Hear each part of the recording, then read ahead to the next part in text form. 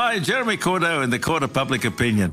I'm just on air here to let you know that we'll be live streaming the Court of Public Opinion every Friday between 9 o'clock and 12 on jeremycordeaux.com.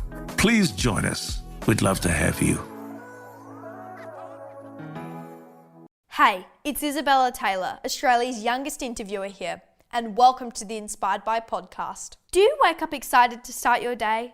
I've been an inspirational story chaser since I was 6 years old. Everyone I've interviewed loves what they do, and to them, it's not work. I'm so excited. Are you ready? In 5, 4, 3, 2, 1, let's go, people! Do you think of yourself as a budding photographer? Do you have a passion within to share stories with the world? I'm so excited to share with you Ben Baker's story. Ben grew up in Adelaide and followed his dream all the way to New York, where he has photographed some of the most powerful and famous people in the world. benbakerstudio.com.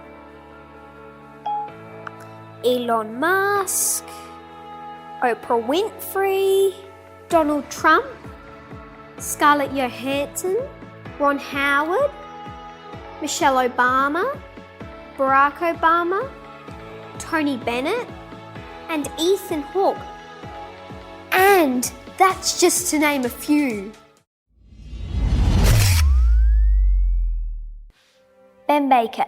You're an Australian and an American portrait photographer based in between Sydney and Adelaide and have created iconic portraits of some of the world's most powerful people, including Presidents Bill Clinton, George Bush Jr., Barack Obama, Donald Trump, and Joe Biden. Yes. Can you describe the moments in your childhood that kindled your passion for photography? I can remember when I was in high school, we had a really amazing high school art teacher. And my best friend, who's a filmmaker, he and I got into the classroom together and we kept helping each other get into photography and learn how to develop in the darkroom. And I think from there, I was hooked. I've been a photographer ever since. Did you have inclinations before the darkroom, or was it just like at that split second you knew you wanted to do that? I always knew I was a creative person. I was drawing and painting and making sculptures, and I was always inspired by people who didn't have a normal job, I guess. I liked the idea of having a really sort of different kind of a life and traveling around and meeting people. I didn't really know what that was. I was still pretty young. My dad worked in Aboriginal communities in the north of in Australia, in Darwin. And I was lucky as a kid, he'd bring me out on these trips. And I got to see my dad working. He didn't work behind a desk. He would get in a car and drive from community to community and meet people and try to help organizations and communities come together.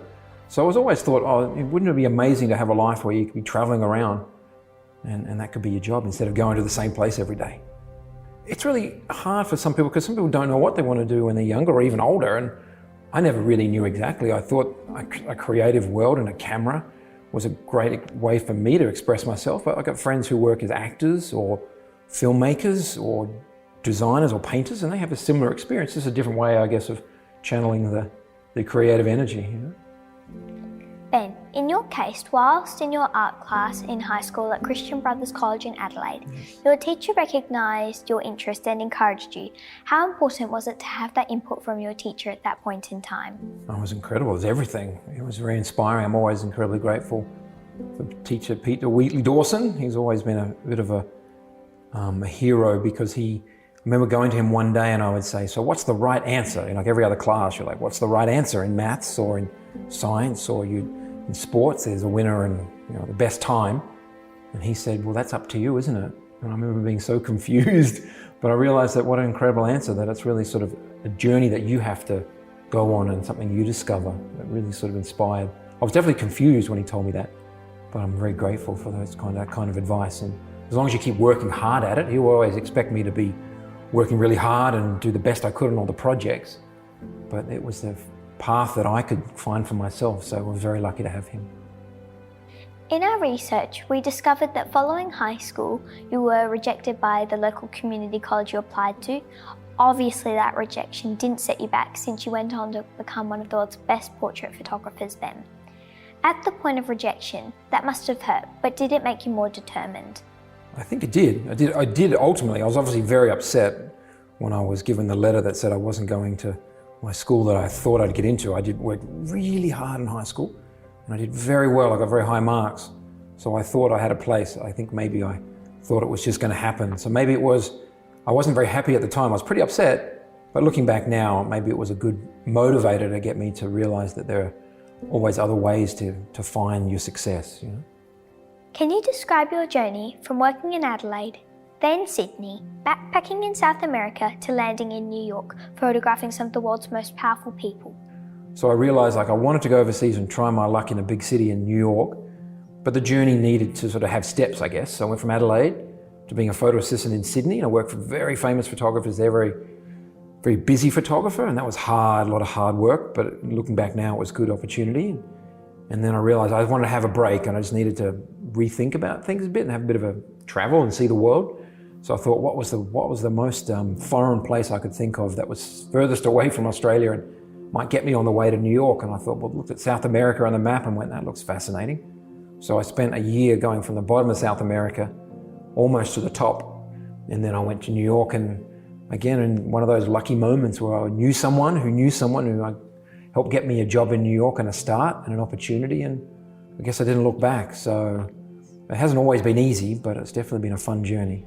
When you look back and think, well, I wish I'd done this or done that, but life is a journey that you've got to sort of go forward and try your best. And sometimes you might not make the best decision, but that's the best decision you made that day, you know, and about that time in your life. And those are the experiences that we all get to sort of, that's the joy of living and living a life that you want to keep growing and learning and having a laugh and having some joy. But along the way, you definitely have some, you know, I've definitely had some moments that weren't as much fun, or challenges, or things that didn't go right. But I think without those downs, you're not going to enjoy the ups as much, you know? So it's always that balance, right? You can never have a mountain without a valley. Exactly. Who were you working for whilst the person who knew that person in New York? Well, I got to New York and I was looking for a job as a photo assistant. And there was a friend of mine who's a really close friend of mine who was in New York already, and he was a bit older than me.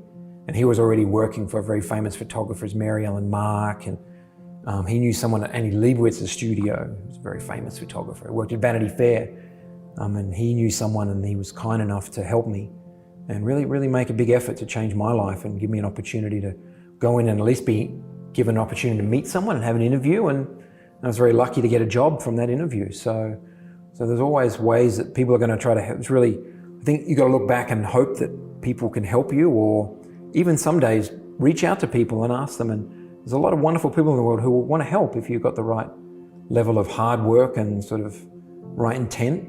And I think people are out there. There's a lot of people in the world who want to help. What was the best advice you ever got from Annie Leibovitz? The best advice I got from Annie, well, it was a very intense place to work. When you're the biggest photographer in the world and you're going from magazine cover to magazine cover and big celebrities, there's not a lot of time, to sit around and chat. It's a pretty ferocious sort of environment, and you're working in a very big team. There's a lot of pressure and stress. But what I learned from Annie was, under all that stress and all that pressure, you've got to enjoy it. You've got to make the most. I watched her when she would photograph very, very powerful people, that she would find a way to connect with someone and try to humanize someone and find a way to take the stress out and the pressure off and have a lighthearted moment. And I think also too that she had this incredible balance of incredible intensity and focus, but also trying to make it a fun day for everyone on the crew. You know, and it didn't always work that way. There were some days that were were harder than others. But I definitely learned that you have to really apply yourself, and it's very serious. People see the joy and they see the fun and they see the excitement of these jobs. But like every job, it's a very serious job, and you've got to wake up every day with a very serious attitude, you know, enjoyable attitude, but you've got to believe that you can make a great picture that day, and you've got to believe every day that you can. So I'm really lucky to have sort of watched a bit of a master at work. Learning to be a photographer, you've got to make mistakes. And even on Annie's crew, I made mistakes. Other photo assistants made mistakes. But we all have to work together, you know, when you make a mistake, to correct it. Because there's no roadmap, it's not science, it's not mathematics, there's no perfect solution every day. And you've got to kind of keep going along the road and, you know, putting a foot here and realizing, well, maybe that's not the best place to step, and this isn't the best place to step. You know, I don't mean that in literal place to step, but that might be the best choice of where to put the light or where to put the camera, or maybe you're not getting along with your subject and you've got to figure out all the way to keep working. And Annie was really good at sort of working along the way and always having a plan, but being willing and open that that plan can suddenly change, because good things can happen as much as a challenging thing. It really caught my attention in my research a quote of Irving Penn's, quote, "I may not have style, but I know when a photograph has guts," end of quote. Ben, do you experience a similar emotion immediately after you've taken a photo? I do. I think that's a really powerful quote. Great research. He's one a hero of ours, of so many photographers, because he found a really beautiful way of connecting with people and documenting that. Besides being a master technician and a master photographer, and his pictures are beautiful, but he had this amazing way to connect with humanity, and I think that's the moment. I've had so many photographs where I've gone in and I've got all the tricks and the toys and the tools and the fancy cameras, and the picture doesn't feel right. And then some days I've just taken a picture and it's the most simple and the most stripped back and the most basic, and there's this amazing connection between people. My job is not just to take a great picture and have a picture that people are proud of or everyone likes, is that the act or the process of photographing someone and the time you get to spend with someone is really lucky. I'm really lucky and grateful, and it's a precious little window that I get to spend with all sorts of people, not just famous people and powerful people, but all sorts of people around the world. It's the camera gives you this amazing window into people's lives. Of all the images you have captured during your career to date, is there one that you consider to be magical? There is one picture that I think was the most important and pivotal in my career that people paid attention to, as I got to photograph the then Senator Barack Obama. Obviously went on to be the president, and it's a photograph of him outside pointing in the camera, and it was one of these magical moments that everything came together, and it wasn't a scripted moment, it wasn't a structured moment, it was just a moment of him and I together walking out of a room. He was about to get in a car, and he came over and he put his finger about 3 inches from the lens, and we shared this very, very quick, fleeting moment. And I remember knowing immediately something magical had happened, but I had to run inside and quickly get the pictures on the computer. And that night I had to fly to Paris for work on another project. And I remember sitting there and had my computer on the whole flight all night. I couldn't go to sleep because I just kept staring at this picture that came together. I was very lucky, but it was also great preparation. So I'm always grateful for that magical moment. What was the longest time you ever got with President Obama or with Michelle, if it was that photo? Whenever you get invited to the White House, it's always a very challenging time because they're so busy. You can imagine the president's schedule is pretty chaotic and pretty intense.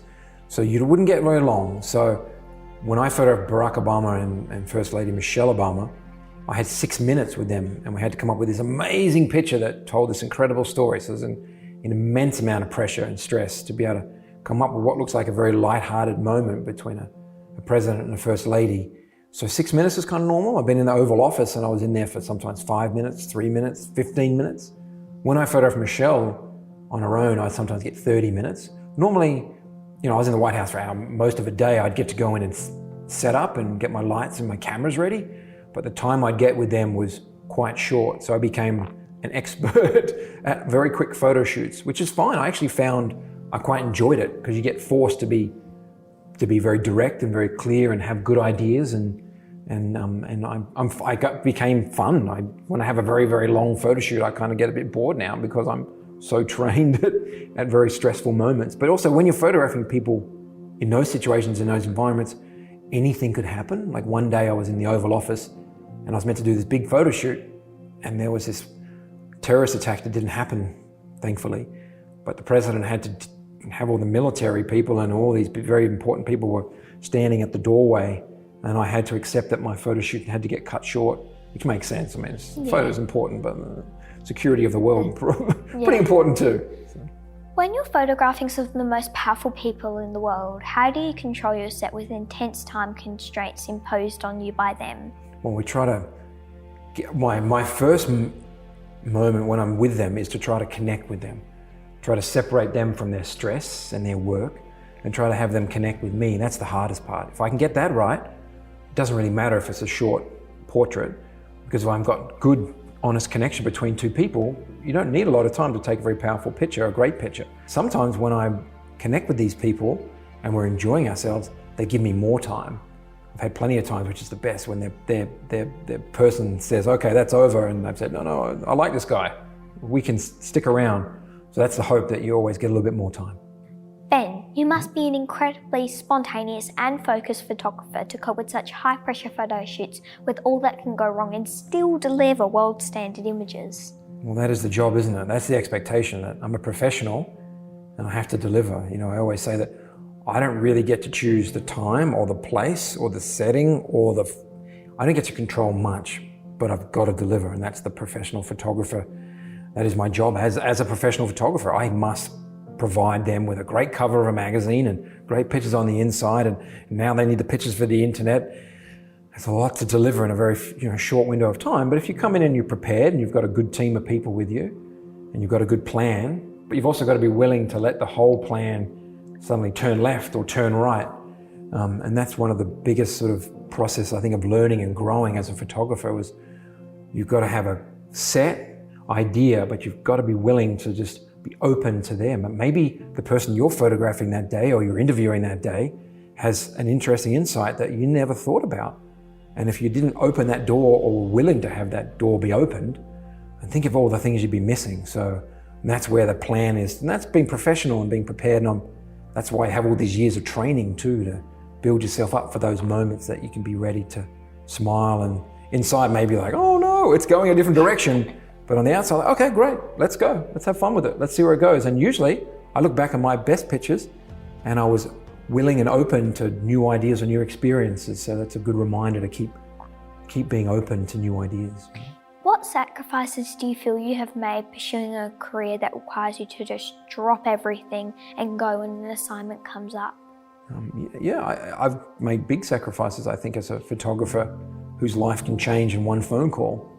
I've not been able to have a very balanced life. Like, I see friends who take their kids to the playground and I'm always running around and the phone rings and I have to go somewhere.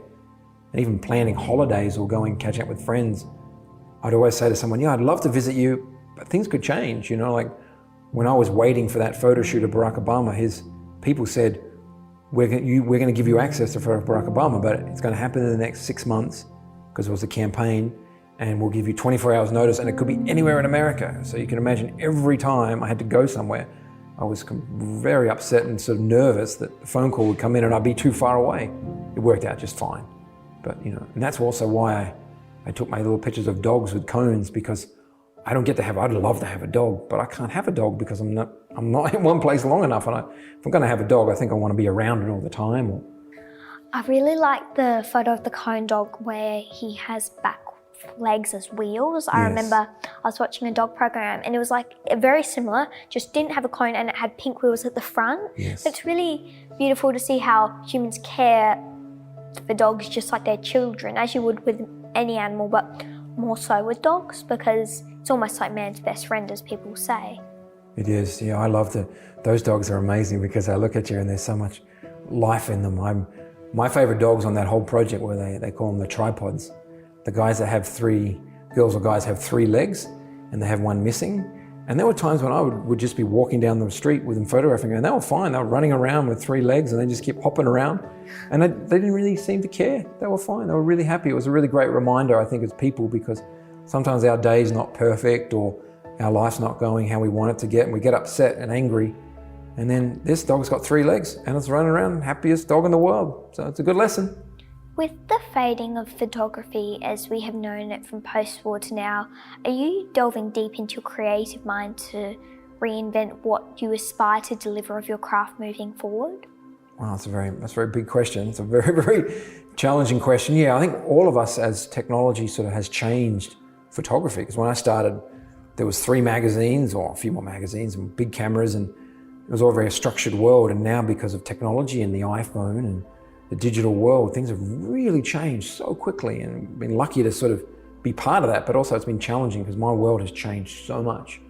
And definitely right now, you've good instincts, because right now my world is really having to reinvent myself and rethink about what I want to do, how I want to work as a creative for the rest of my life. So I'm definitely going through some really challenging times of rethinking how I do things and what I do. But in many ways, it's probably great, and it probably forces you to keep evolving and think of new ways of telling stories. And there's so many great opportunities out there. People have TikTok channels and all these different channels, and they can talk to anyone in the world at any time, and they never got to do that before. Obviously, it makes it a bit daunting because there's all these ways that things can be challenging, but I think it's fun. I think it's great. But yeah, I'm definitely rethinking. I'm doing more movie work and video work and stills work. At the core, at the end of the day, I'm a storyteller, and I'm a storyteller about people. And I think I picked up a camera and I found that was my best way to tell those stories. But I'm really excited to tell stories in other ways. So even though it's challenging and hard, and sometimes I wished, why couldn't I just keep doing what I'm doing? This is the world we're living in now, so it's our job to keep finding new ways to sort of express ourselves. So yeah, it's definitely right now, it's a pivotal time, but I think in a few years we'll have a better idea. Are you working on any special projects at the moment that you think could open up new doors to reinventing yourself? I am, and now I'm actually working, every time I do a series of portraits, I'm always doing a little film interview. It's fantastic to see your show, and I'm learning a lot by seeing how you're working as well, and how I get to interview people and tell stories. So I'm trying very hard to add things to what I do. So I'm writing stories. I've done a creative writing, done studies and doing written word and the moving image, and I'm teaching myself to be an editor and all these different things that I never thought I'd do before. I thought I'd be a photographer forever. So what I'm trying to do is to complement. I'll always be at the core a portrait photographer. What do you enjoy doing in your downtime? I've learned a bit I remember photographing a woman a few years ago in New York, and she asked me a very challenging question. And she said, "Tell me your hobbies." And I was about to tell her my hobbies, and she goes, "Stop, you can't use the word photography." And of course, I was about to say, I collect photography books, and I like going to museums. Museums are okay, because that's pictures and photographs and paintings. And she said, "What do you do in your spare time that's not connected to photography that gives you joy?" And I think I was too focused on my work, and I didn't have enough a world around me.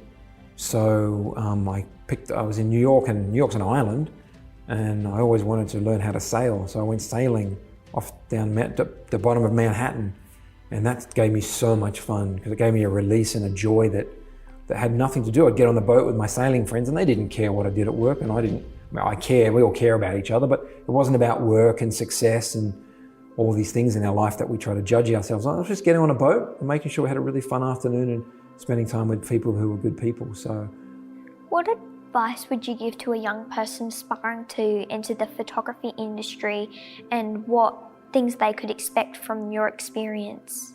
My advice would be to think of yourself as a storyteller and not just use photography. So if you can pick up a video camera, if you can write stories, if you can draw, I think the more multi-skilled you are, the more you can harness different storytelling techniques and ways to do it. I think you're going to have an amazing journey going forward. But maybe don't just limit yourself to just photographs, because I think you've got to be able to do more than that. And I think you'll end up having more fun anyway if you do that. Because then you wake up and you're like, not just taking photographs, maybe you're writing and drawing or making a movie or doing an animation. So think of yourself as a more sort of storyteller that has different platforms. How would you advise a young person getting started in the photography industry? Definitely go and work for photographers and understand what it is, because I think it's very hard to do it just on your own.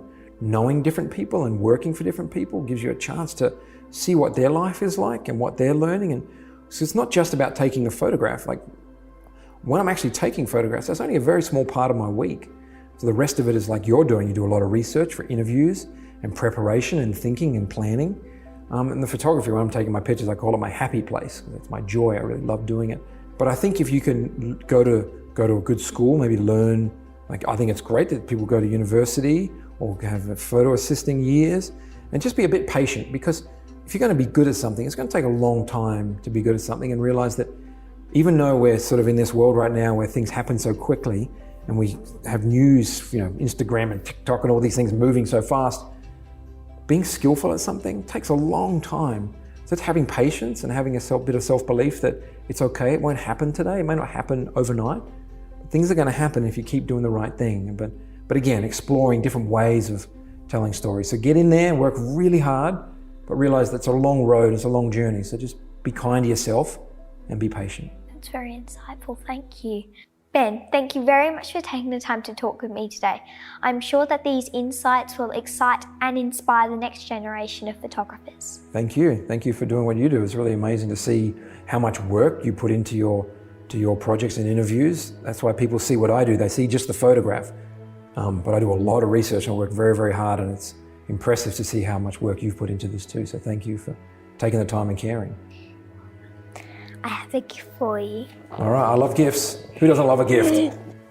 Cone doggy. Oh, wow. I made him. You made a cone dog? Yes. That's incredible. You made this guy? Yes. That's amazing.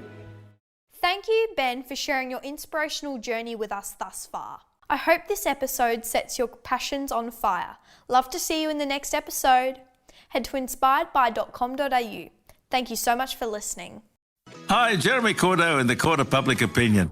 I'm just on air here to let you know that we'll be live streaming the Court of Public Opinion every Friday between 9 o'clock and 12 on jeremycordeaux.com. Please join us. We'd love to have you.